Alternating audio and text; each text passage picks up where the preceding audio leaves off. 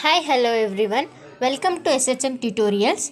Before watching the video, please share this video as much as possible and please don't forget to subscribe our channel. In this video, I am going to solve exercise problems of class 10th mathematics and giving solutions for those problems. Today, I am solving the questions from chapter Introduction to Trigonometry in that exercise 11.1, that question number 9. So fine, in the previous video we have solved 8 questions of the same exercise, that is 11.1. In this video I am going to solve 9 question. Let me read the question. In triangle ABC, right angle at D, if tan A is equal to 1 by root 3, find the value of, they have given two values to find, that is one value is sin A into cos C plus cos A into sin C, and the second value they have asked you to find, that is cos A into cos C minus sin A into sin C. The question was like this. Let me write the given data what they have given. Solution. They have given that is tan A is equal to 1 by root 3.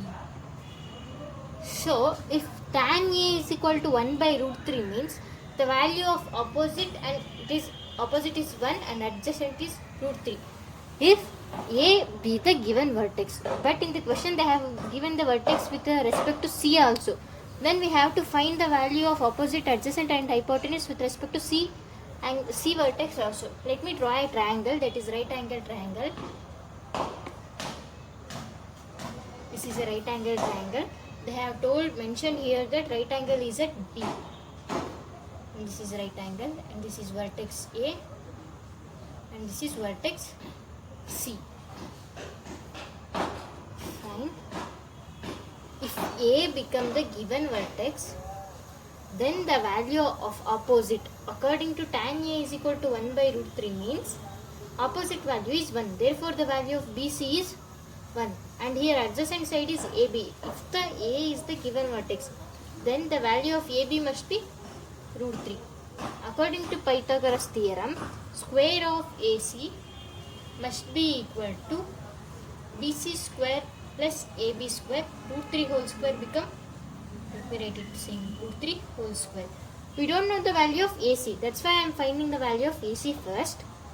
AC square is equal to 1 plus 3.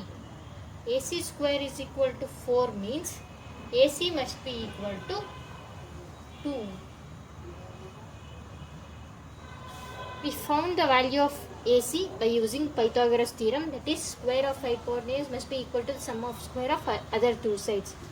So finally we have got the value of hypotenuse, opposite side and adjacent side according with vertex A. If C become the vertex, then the opposite and adjacent will interchange. First we have to find the value of sin A and cos C, then cos A and sin C. If we find both these values, then the problem will become very easy for us. Let me find first sin A.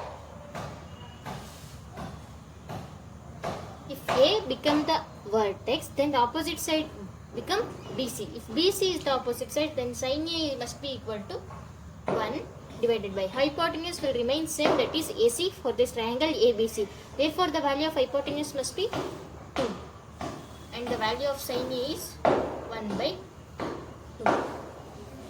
Let me find sin cos A. If A is the given vertex, BC become the opposite side, then adjacent side will be AB. Therefore the value of cos A is root 3, that is adjacent side value, and the value of hypotenuse is 2. This become cos A. Finally finish sin A and cos A. Now we have to find cos C and sin C. So for this the vertex become C. If C become the given vertex, then the opposite side represented by side AB. AB becomes the opposite side for C vertex. Therefore the value of sin C must be, AB becomes the opposite side means root 3 and hypotenuse remains same, that is root 3 by 2. Then the value of cos C, here C becomes the given vertex means BC become the adjacent side, and the value of adjacent side is 1. Therefore, the value of cos C is 1 by 2. Finally, we have written what we need. Finally, we have found the given what measurements required to solve these problems, that is sin A, cos A, then sin C, cos C. These 4 measurements are required to solve this problem. Let me take the first one. They have asked to find the value of sin A into cos C. Sin A into cos C